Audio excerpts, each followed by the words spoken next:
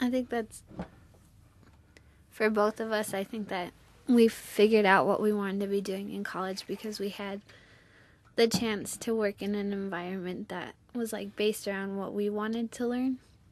Like for me, one of my biggest problems with high school was that like the teachers are lecturing all the time, like you were talking about, and how like at some point what you want to learn, you're going to learn it on your own. And if you have a teacher that can figure out how to teach you the content that they're required to teach you, but then they can also figure out how to give you the tools or the resources to like, you know, challenge you to understand and learn things that you want to learn, that's like why education like is special, and that's where it like helps people grow. Did you have a teacher that like really That sat you was like down that. and like was like, Kristen, I know you're having a hard time in class. Like, what can we do to make this work for you? Not in high school. Like I think, and I don't know, I guess I've just, you know, had people tell me like you're smart, blah blah blah blah. But then it was like, I had that too. and what? Yeah, it was like no, you know. So it's like, so what? You're just gonna tell me that and then leave me to like find the books that are gonna help me learn? You're just gonna, you know, it's like, okay, you're gonna get your A, so I'm gonna go help the other kids that need more help, and that's fine. But like at some level, like that's why I stayed away from college, is because I wanted to feel like I was learning for me and that I was getting something out of school, and that people were going to see me for someone that they could push and challenge and who could excel, and not just another A student who was just making the grade and was going to pass on. So I think like at Voices, that was the first time I had like a mentor who like I could write, you know, like just the Voices program, like, you know, you interview someone for 6 hours and you have to cut down a 15-page transcript to 1 page. You know, you take 800 pictures and you have to edit it down to 9. Like, just this idea, I don't know, I guess as a young person, I was like, wow, look, I can take 800 beautiful pictures, and what, to get it published, I have to cut it down to 9.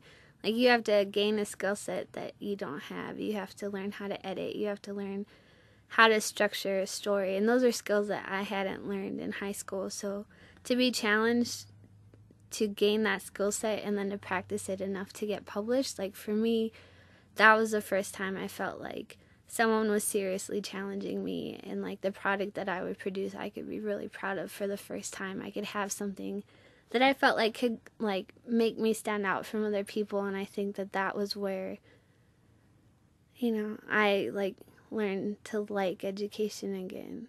I think that's what scared me, because I like everyone was just like, you're smart, you'll get this eventually, so no need to like, you know, discipline you or be on you about, you know, today's lesson, what you're going to learn, because you're going to get it.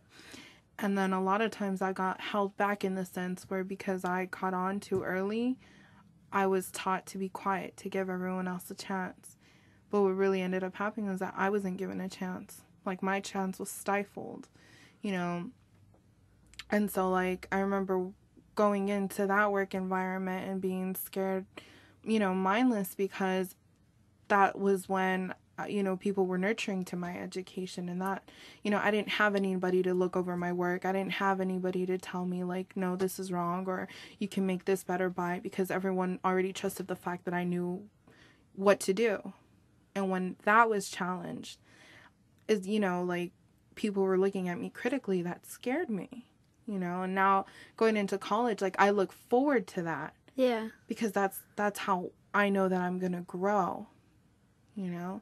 And being an artist really coincides with that, because you can't learn how to make your art or craft better, you know, without someone critically looking at it and, you know, not being attached to it as I am.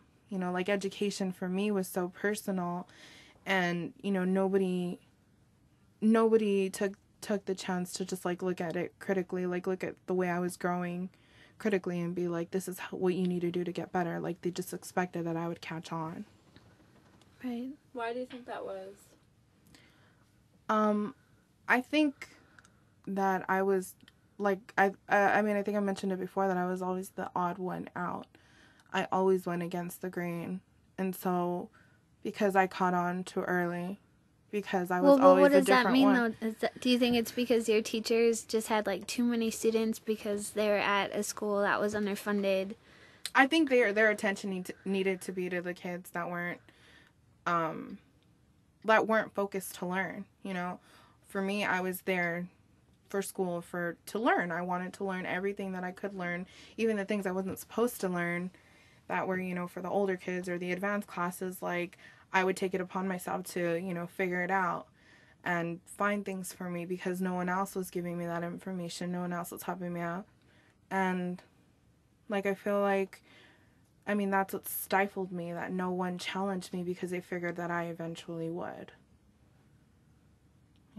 And I think that's what it was for college too. Like, my parents never said you're going to go to college because we've put money aside and that's going to be our goal for you. No, my parents' goal was to make sure that we had a roof over our head, that we had food on the table, and that I had a bed to sleep in. If I decided to go to college, good for you, but you're on your own, buddy. Where do you think you got that initial drive? Because you've talked about being kind of the odd one out. Why weren't you like other kids? I don't know. I just think from, like, the time I was really little, even before I had the chance to go to school, like, my parents say that I was just always interested in learning, that I was curious about everything. And I feel like I just feel like I was always the opposite of what my environment was, Like, I grew up in a home where I had my mother was young, my father, hard worker, both very hardworking people. They were both uneducated. And I saw those struggles. And I saw the struggles from paycheck to paycheck. And when I learned that there were people, outside of that environment, I realized, oh, like, that's how you get away from struggle and strife, that, you get a college education. But to me, it didn't set in that, with a college education, like, there are so many things you have to do to get there. So I think just growing up, like, seeing the way my parents, worked really hard to maintain a life, like, I didn't want to live in those shoes anymore. Like, I was grateful, but I just didn't. I've always felt that I was meant for college and more.